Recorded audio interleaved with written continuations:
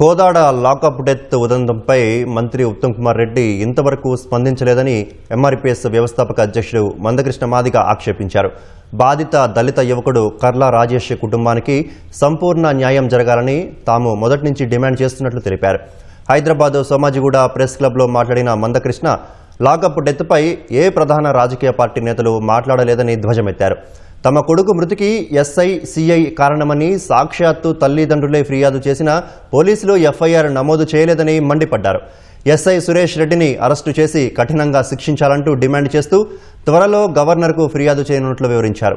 జనవరి 10న కోదాడలో కర్ల రాజేష్ సంతాప సభ ఏర్పాటు చేసి పెద్ద ఎత్తున నిరసన వ్యక్తం చేయనున్నట్లు మందకృష్ణ తెలిపారు. నేరుగా నేను ఉత్తమ్ కుమార్ రెడ్డి గారి దృష్టికి తీసుకొచ్చా. ఎమ్మెల్యేనే సురేష్ రెడ్డిని కాపాడుతుంది అని ఆమె ముందే చెప్పా. అంతకుముందు మరియమ్మ లాకప్ డెత్ గురైనప్పుడు కాంగ్రెస్ పార్టీ అధ్యక్షుడి హోదాలో ఉత్తమ్ కుమార్ రెడ్డి గారు గవర్నర్ కు లేఖ రాశాడు, ముఖ్యమంత్రికి లేఖ రాశాడు, ముమ్మాటికి పోలీసులు చేసిన హత్య అని చెప్పగలిగాడు.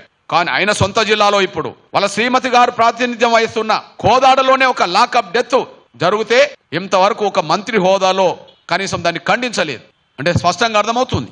మేము డీజీపీ గారు శివధర్ రెడ్డి గారి దృష్టికి తీసుకొచ్చాం. కానీ డీజీపీ మాత్రం 99% లాకప్ డెత్ కారకుడైన ఎస్ఐ సురేష్ రెడ్డిని సస్పెండ్ చేయలేదు, కానీ ఒక బీసీసీఐని మాత్రం సస్పెండ్ చేశారు.